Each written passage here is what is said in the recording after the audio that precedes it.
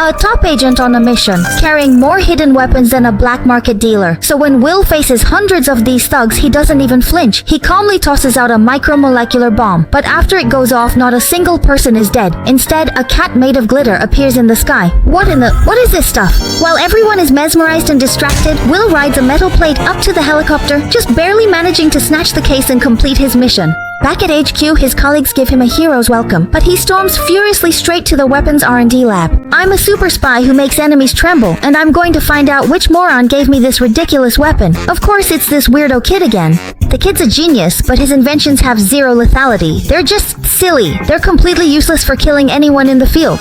In a fit of rage, Will has the kid fired, but that decision comes back to bite him, and fast. The previous mission wasn't actually complete. The weapons case Will snatched from the villain was empty. The killer drone is still out there, and the surveillance footage shows Will's face as the culprit. He knows he's been framed, but with no way to defend himself. The internal affairs team orders a full lockdown. Will grabs a radio, hurls it at the elevator, smashes the doors open, and escapes the agency just before it's sealed. To clear his name, he first has to evade capture. Then he suddenly remembers the kid saying he was researching a way to disappear. Finally, something useful. Meanwhile, the kid is at home, watching a K-drama while running his 800th experiment. He tests it on a pigeon feather, and it actually disappears. He shouts in excitement only to get the shock of his life. Will has suddenly appeared. The kid politely asks if he wants a drink. Will misunderstands, grabs the glass from his hand, and downs it like it's water. The kid is stunned, because that's a transformation potion. A moment later, Will's body begins to change dramatically. His hands start to shrink. The next thing he knows, he's absorbed the genes from the pigeon feather and turned into a real pigeon. He lets out a scream of disbelief. Then he gets dizzy.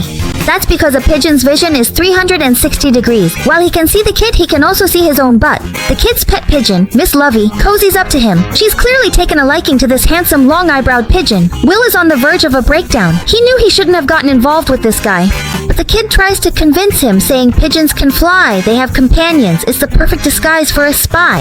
But, he hasn't developed the antidote yet. Will is in a hurry to catch the villain. He stumbles his way to his sports car, flaps his wings, and tries to get in, but it's no use. The kid shows up with a backpack full of gadgets, offering to go with him to catch the bad guy.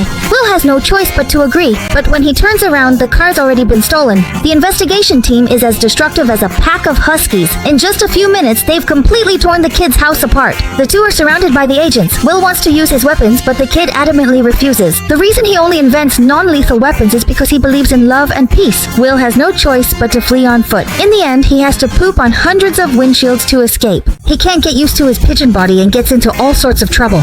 But as soon as they arrive in Venice, they run into the villain's goons.